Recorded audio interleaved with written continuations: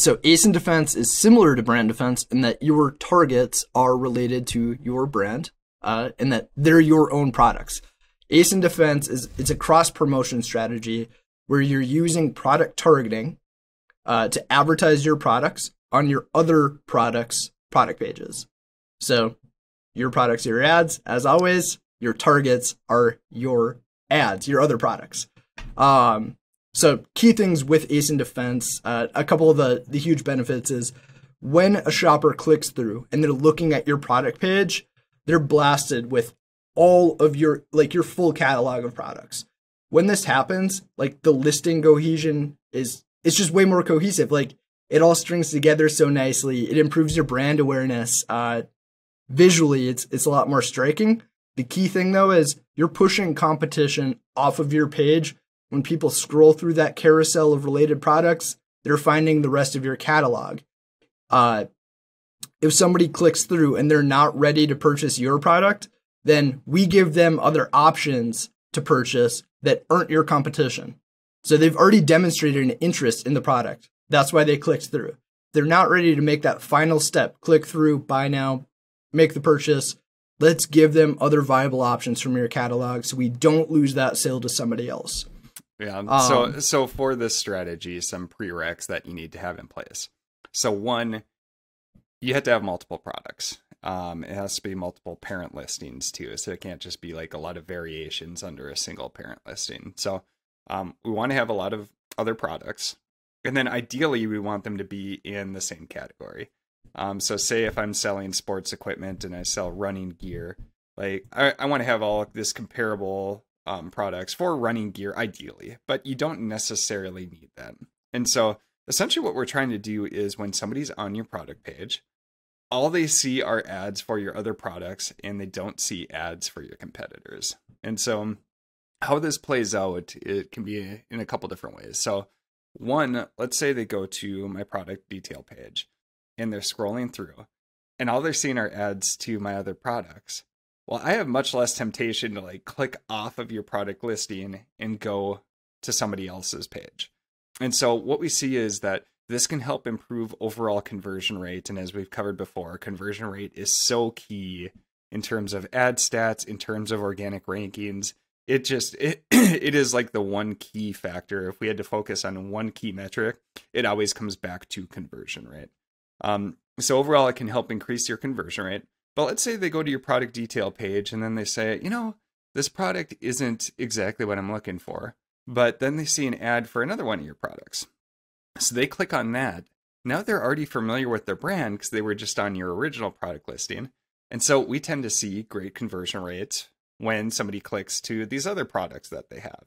And again, once they get to that other product page, we're using an ASIN Defense strategy so they're not seeing your competitors. And so really it's trying to give people less of a chance to go to competitors' pages and really own that space with your ads overall. Totally. There's a lot of fun stuff you can do with these too. The ways you can structure them. Like one of the tactics that works really well is to advertise your hero products more aggressively on all of your other product pages. So that way they're always presented with your most compelling offer. If they're not ready to complete the purchase for the ASIN that they're looking at, they're presented with a really enticing, strong offering. Otherwise, you can use market basket approaches where, let's say you're selling pencils and pencil sharpeners. You could advertise the sharpeners on the pencil pages. So that way you increase brand awareness and increase the potential of getting multi-product orders. And yeah, of course, substitutes are typically the best converters too. So, advertising pencils on your other pencil offerings pages, just to give them other outlets for what they're originally looking for it works really well, high conversion rates and good returns. Sure. And so overall results that we tend to see for these is that since you're advertising your other products on your original product listing page, they tend to have higher relevancy, which means that we can get these placements at a lower cost per click. We also see higher conversion rates once they click, because if they click off onto another product page, they've already been on your original product and they're already familiar with their brand, and they tend to convert at a higher rate. So when we have high relevancy and a high conversion rate, what that tends to mean is that we can get a low ACOS or a low ROAS from this strategy too. So not only are you pushing competitors off your pages, but you're also getting a great return from your ads and giving them another option to purchase from you, where if that original product didn't completely meet what they were looking for, now maybe some of your other products do. So Matt, for like implementing these, like kind of walk us through how you would implement an ASIN Defense strategy through the different ad types. Sure. Yeah. So ASIN Defense, it works for all 3 sponsored ad types. So sponsored products, you can split out your ASIN Defense campaigns into multiple ad groups. So you could use that hero product approach. You could use that market basket or complement approach. The core strategy will be bundling substitute products together within your ad groups and within your targeting mix. So you're presenting pencils with pencils and pens with pens. As far as structure, you can bid aggressively for these because they do convert very well, and because the goal is to also push out competition. So typically ASIN Defense, this strategy produces a very low ACOS, a profitable ACOS for the vast majority of campaigns that we set up. On the sponsored brands front, you can use ASIN Defense, and as far as structuring those, it's not as important because the ad placement is just going to show brands related to this item, and it'll show your brand and redirect back to a storefront in most cases. So structure not as important for sponsored brands. For sponsored display, we talked about this in our previous episode. You're going to want to mirror your sponsored product strategy. So build out your sponsored display campaigns exactly the same way that you built out your sponsored products campaigns. I don't know if I said that backwards.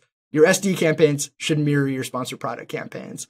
So just build out the sponsored product ones first, copy it over to SD, since they'll be identical approaches. Yeah. So overall, it's really cool when this strategy is firing on all cylinders, because what we'll do is you can go to a product detail page, and as I scroll through, the first ads that I see are going to be sponsored display right below the buy box in the description. And so I see my other products there. Okay, so that's cool. I go down a little bit further and I see the sponsored products carousel. And that's completely owned by all my other all my other products and not my competitors.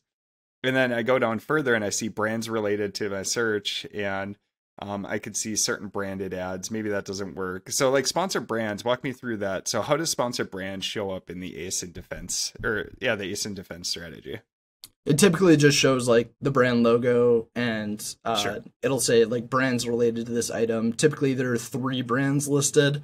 So you're not going to be able to push out all competition in that one spot, but you'll take up one of those placements. Yeah. They're not high volume in most cases, but might as well. It redirects back to your storefront so they can see your full catalog if they weren't ready to convert for that product.